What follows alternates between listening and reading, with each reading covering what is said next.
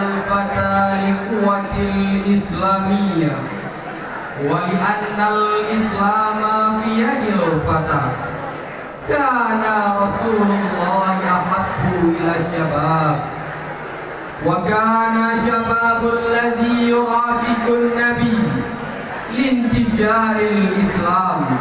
Wassalatu wassalamu ala sayyidina Muhammadin sahibis syariah wa ala alihi wa sahbihi nufusuz zakiyah.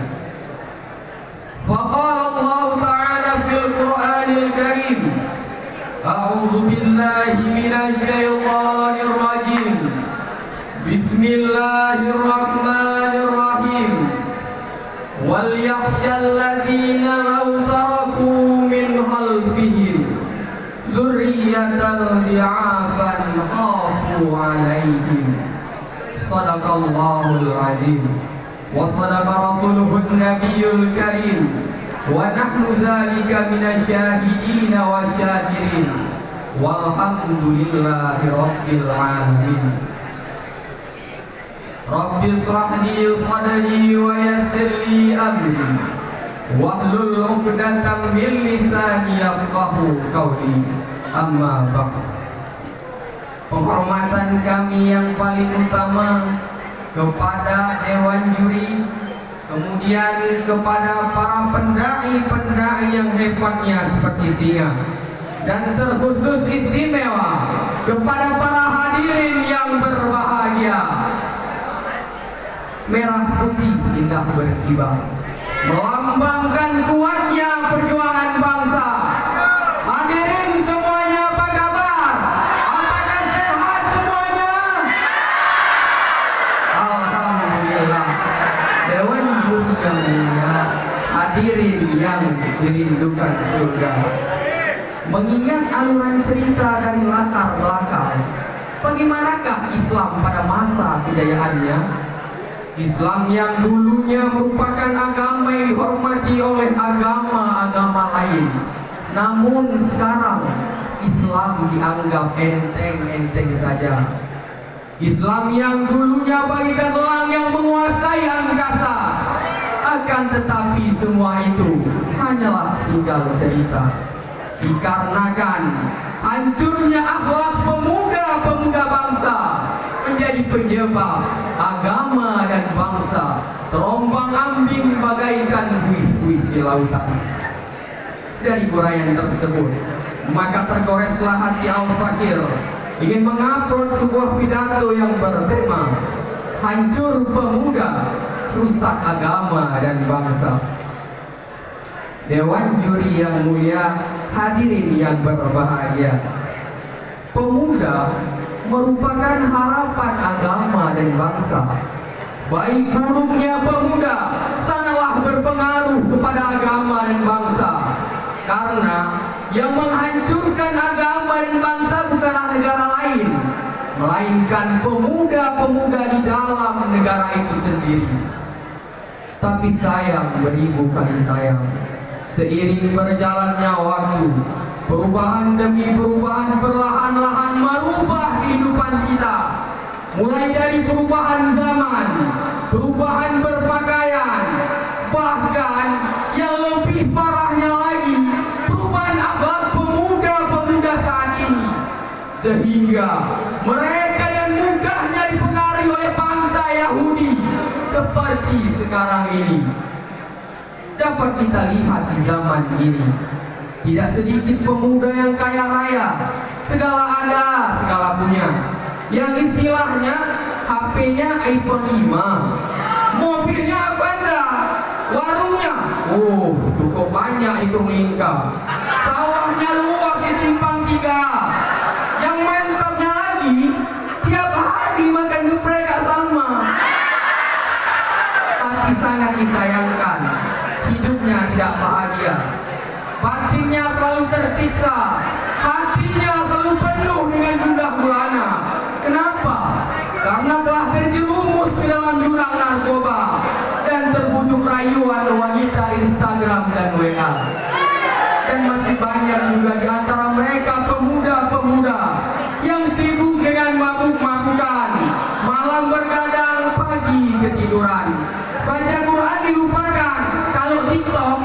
nomor satukan. Sholat ditinggalkan. Yang lebih parahnya lagi, nonton film jadi kesenangan. Kalaulah ini tipe pemuda-pemuda pada zaman sekarang, apa yang akan terjadi di masa yang akan datang? Coba kita renungkan, coba kita pikirkan, coba kita bayangkan, wahai saudara-saudaraku. Kita diberi negara yang mayoritas Islam, negara yang subur, makmur, tentram dan damai. Apakah kita tidak berpikir bagaimanakah masa depan agama dan bangsa kita? Kepada tangan siapakah kita serahkan agama dan bangsa kita? Jawabannya ada dalam sebuah kata-kata mutiara. Al-Islamu fiyadil fata. Islam berada di tangan para pemuda. Dari kata-kata tersebut dapat kita pahami yang bahwa 99% kesejahteraan ataupun kesengsaraan suatu agama dan bangsa hanya tergantung pada diri kita para pemuda. Namun coba kita lihat kondisi pemuda-pemuda hari ini. Apa yang bisa kita harapkan? Apa yang bisa kita banggakan? Jangankan mempertahankan agama dan bangsa, mempertahankan dirinya saja dari pengaruh budaya barat mereka tak mampu. Padahal Allah Subhanahu wa taala telah berfirman dalam Al-Qur'an, surat An-Nisa ayat 9 yang berbunyi, Bismillahirrahmanirrahim. Wal yakhshal ladzina law taraku min khalfihim dzurriyyatan dhi'afan khafu 'alaihim. Shadaqallahul azim. Yang artinya, dan hendaklah takut kepada Allah orang-orang yang sekiranya mereka meninggalkan keturunan yang lemah di belakang mereka, yang mereka khawatir terhadap kesejahteraannya. Dari ayat tersebut telah lama Allah Subhanahu wa taala menyuruh kita untuk takut terhadap meninggalkan keturunan yang lemah, karena dapat menghancurkan kesejahteraan agama dan bangsa. Karena suatu agama dan bangsa akan sejahtera bila ditopang oleh generasi muda yang berilmu dan berakhlak mulia. Tapi sebaliknya, suatu agama dan bangsa akan sengsara bila pemudanya tak taat pada peraturan bangsa dan agama. Oleh karena demikian, untuk menciptakan suatu agama dan bangsa yang sejahtera, jembatan utama yang mesti kita bangun adalah para pemuda. Syekh Mustafa Al-Hulayaini, seorang penjaga Mesir, mengatakan, Inna fi yadi subhani amrul ummah wa fi aqdamiha hayatuha. Sesungguhnya di tangan pemudalah perkara-perkara umat, dan pada kaki pemudalah terdapat kehidupan umat. Dewan juri yang mulia, hadirin yang berbahagia, ketika Rasulullah memberikan tanggung jawab yang begitu besar kepada Zaid bin Harisah, Ja'far bin Abi Thalib, dan Abdullah bin Ruwahah, mereka semua masih dalam keadaan muda, tapi Rasulullah tetap menjadikan mereka sebagai panglima perang dalam perperangan kaum muslim dan Romawi yang kita kenal dengan perang Mu'tah. Rasulullah juga menjadikan panglima perang Usamah bin Zaid. Padahal di kala itu masih banyak sahabat-sahabat yang umurnya lebih tua dari Usamah bin Zaid, tapi Rasulullah tetap menjadikan Usamah bin Zaid sebagai panglima perang. Dari kisah ini kita bisa melihat betapa besarnya tugas seorang pemuda untuk agama dan bangsa. 1400 tahun yang lalu, Sayyidina Ali pun pernah berkata, apa kata beliau? Sibyanul yaum rijalul ghad, rijalul yaum imamul ghad. Perkataan ini diambil juga oleh filsuf barat yang merubahnya menjadi the young of today is the leader of tomorrow. Intinya sama, bahwa pemuda hari ini adalah pemimpin nanti di masa depan. Perkataan ini indah sekali. Jangan sampai kita balikkan menjadi pemuda hari ini adalah pecundang di masa depan. Kenapa kita katakan pecundang? Karena kita tidak melakukan apa-apa, kita tidak mempersiapkan apapun. Padahal kitalah para pemuda yang menjadi aktor utama segalanya. Dan ada pepatah yang mengatakan setiap masa ada orang yang akan memimpinnya. Cuman siapa yang akan memimpinnya? Tentu dan pastinya kitalah para pemuda.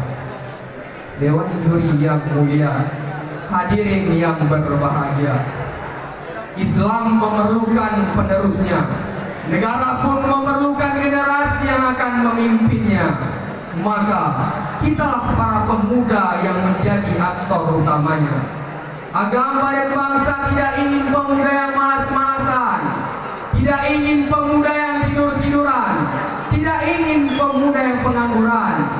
Tapi agama dan bangsa menginginkan pemuda yang agresif, inovatif, dan produktif.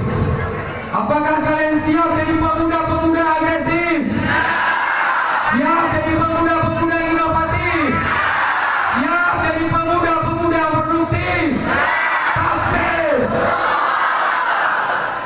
Wahai para hadirin yang dirindukan surga, bila mana seandainya hanya ada 100 orang pemuda di daerah Darul Huda ini yang ingin membawa perubahan pada generasi selanjutnya, maka pastikan kita ada di dalamnya.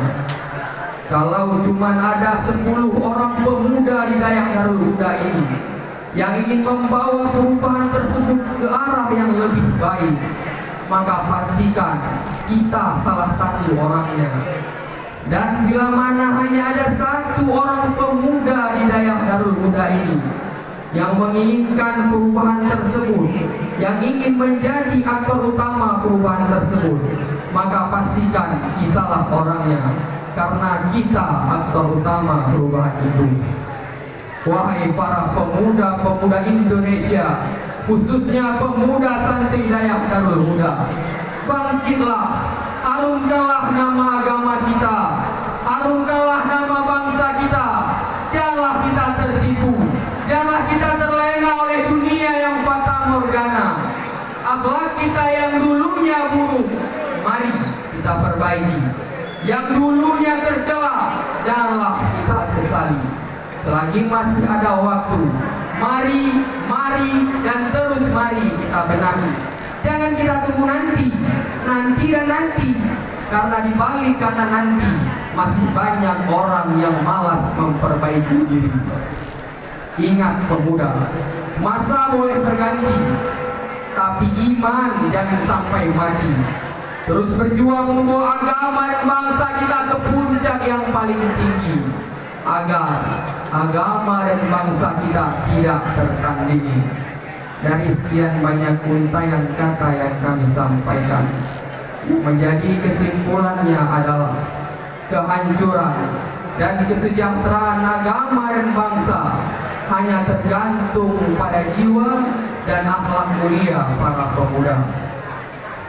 Kalau pedang menyakiti tubuh, pasti ada obatnya untuk sembuh. Kalau lisan menyakiti hati, kemana obatnya harus dicari? Maka dari itu, mohon maaf atas segala kesalahan. Terima kasih atas segala perhatian.